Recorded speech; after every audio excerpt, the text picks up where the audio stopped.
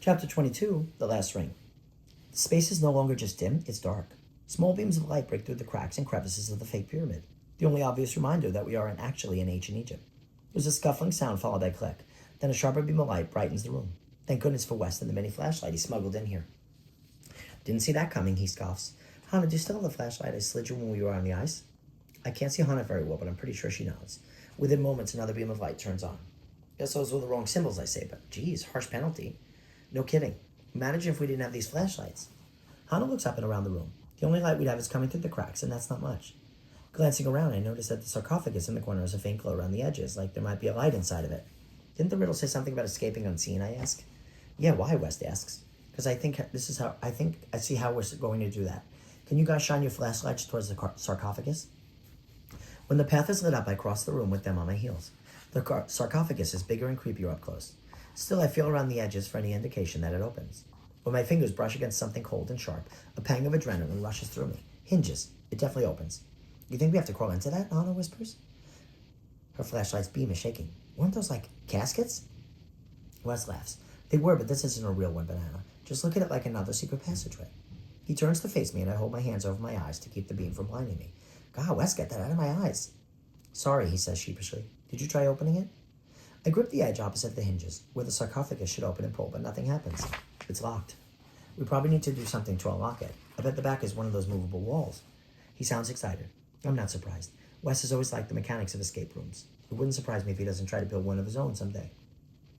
When we get the puzzle right, I bet it unlocks the sarcophagus in the back wall so we can walk through. And into that covered walkway we saw behind the pyramid, I add. Rushing back to the rotating puzzle, all three of us begin talking at once. Hannah thinks we need to look for symbols that have to do with the death or the afterlife, since the sarcophagus is most likely the exit. Wes thinks there must be a clue we're missing about what symbols to line up, and that we need to search the perimeter one more time. I think we already have a clue, and I know what it is. Walking back to the mosaic on the floor, I ask Hannah to shine her light on it for a moment and peer down. Be as you wish to seem. The whole theme of this room is wishes, right? What if we look for symbols that related to it? I mean, the mural is here for a reason, and I don't think it's just decoration, I tell them. Wes nods slowly. He turns back to the symbols on the wall. Okay, so let's try to say, be as you wish to seem, in symbols instead of words, like translating. Exactly, it's worth a try, right, I ask? Totally. There were definitely some symbols on the wall that could be a fit for the beginning of that motto. The B part, like this one. He points at the strange figure with the body of a bird and the head of a man. The Ba. The what, Hannah asks? Ba, Wes repeats louder. Then again, Ba, when she acts like she can't hear him. Hannah laughs loudly. I heard you the first time. It's just fun to listen to you make sheep sounds. Wes rolls his eyes. Anyway, the Ba is part of the soul in Egyptian religion. If we're looking for a symbol that represents be or being, that could work. Okay, I say, the wheels of my brain churning. So the B in the motto is covered by the Ba. Suddenly I feel like I'm in a Dr. Seuss book. What symbol would work for the as you wish part? The mystery symbol, Hannah shouts. It's so loud when it ricochets off the stone walls, I nearly cover my ears. Look here, this glossary says it's called an ankh, and it represents a blessing or a wish for a long life. That's a key word, wish. Wes' tongue is perched outside of his mouth now as he ponders the rest of the symbols. We just need to find a symbol that will work for the last part of the motto. To seem. What about the scarab, Hannah asks. She shines a light on it. The first word I see under scarab is death, Wes says. Keep reading.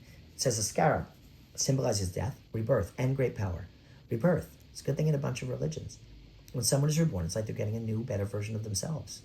A better version of themselves, Wes repeats. A version more like the person they want to be. It isn't a perfect fit, but none of these symbols seems just to mean seem. To seem. Not gonna lie, it could work. Still, I'm scared. The first time we made a mistake, the light went out. I don't know what will happen if we try to mess up again.